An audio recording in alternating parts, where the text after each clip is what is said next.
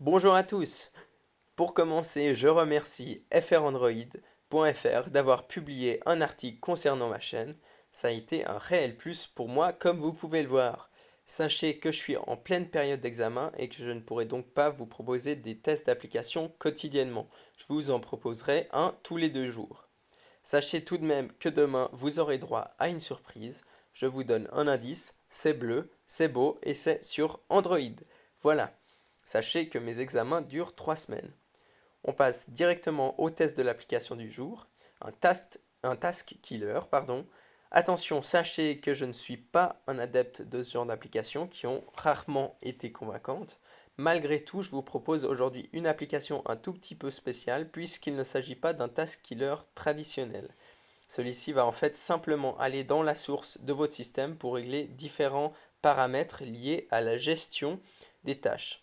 Il y a de nombreuses fonctionnalités qu'on va voir maintenant. Notez qu'il s'agit de la version payante que je vous présente ici, débloquant ainsi toutes les fonctionnalités. L'application s'appelle AutoKiller Memory Optimizer. Alors, à l'ouverture de celle-ci, vous tombez sur une première page qui vous montre les réglages concernant la gestion des applications. Vous pouvez régler manuellement chacune des rubriques. Vous trouverez sur Internet tous les réglages spécifiques les plus fréquents en fonction du modèle de votre smartphone. Cependant, il y a plusieurs profils de base qui sont intéressants. En cliquant là-haut sur l'icône, vous avez une dizaine de possibilités, du plus modéré au plus agressif. Je vous conseille de cliquer sur Strict si vous voulez un réglage tout de même puissant. Voilà, n'effectuez aucune autre action, donc ne cliquez pas sur Appliquer, c'est déjà fait. Ensuite, en slidant sur le côté, vous avez plusieurs fonctionnalités. Tout d'abord, vous pouvez cliquer sur Récupérer la mémoire, ce qui va tout simplement fermer les applications inutiles en cours. Voilà. Donc, où il y a une fonctionnalité un peu plus rapide en dessous, un Quick Restart, c'est-à-dire un redémarrage rapide, qui va donc redémarrer votre smartphone, mais pas totalement. Ce sera beaucoup plus court qu'un allumage habituel. Ça aura pour effet de fermer encore plus d'applications et de revenir à un état comme si vous veniez d'allumer votre téléphone. Le dernier réglage, nous y reviendrons par la suite. En slidant encore sur le côté, vous tombez sur une page vous montrant les processus en cours. En effectuant un clic long sur l'un d'eux, vous avez différentes possibilités.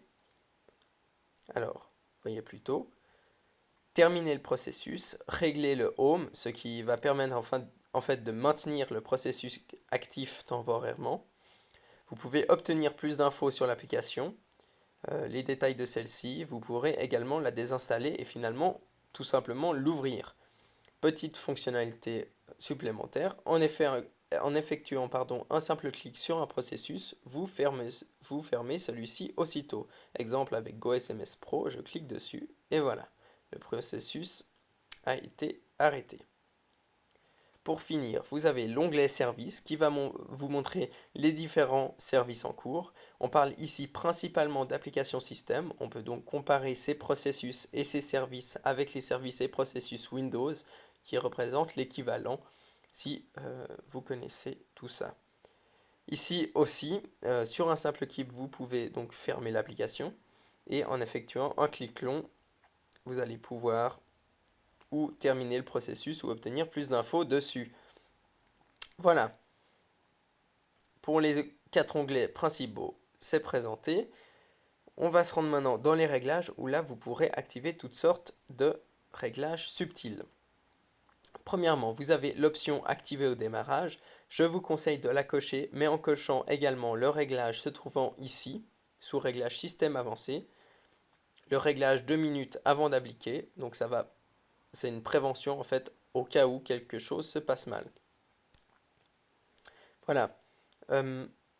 Ensuite, désolé pour le mode check noise que vous voyez ici, là en bas. Je ne sais pas vraiment de quoi il s'agit. Le commentaire en français n'est pas très clair, pardon.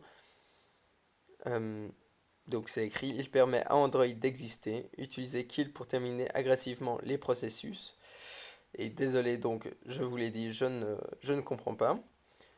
Euh, Ensuite, vous pouvez également activer ou désactiver l'option tuer la tâche au clic, la fonctionnalité que je vous ai donc présentée tout à l'heure. Vous pourrez ensuite régler toutes sortes de réglages concernant l'interface, ce qui n'est pas très important. On va à présent remonter tout en haut et vous proposer les réglages système avancés. Voilà. Vous pouvez aussi accepter les réglages au démarrage, donc ici, et appliquer les paramètres des 2 minutes que j'ai expliqués.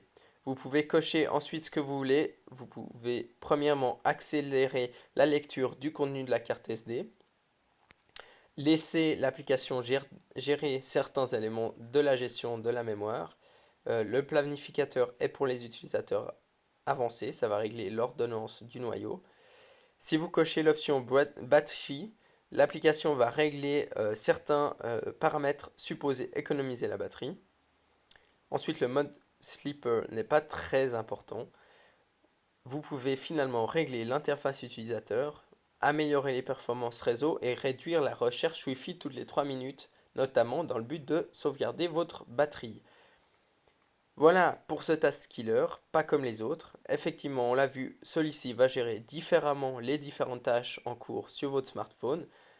La désactivation des différentes tâches ne sera donc pas autant agressive que d'autres task killers qui sont même parfois utilisateurs de batterie plutôt que économisateurs. À vous de déterminer sa réelle efficacité. Je préfère pas m'avancer sur ce sujet-là, tellement il y a de conflits concernant l'efficacité de ce genre d'application. Je vous invite à vous abonner comme d'habitude à ma chaîne YouTube, si ça n'est pas déjà fait, et également de me suivre sur Twitter, Facebook et Google+. Et éventuellement aussi télécharger l'application sur le market, l'application AndroTester. Voilà, merci à tous et n'oubliez pas, demain, surprise!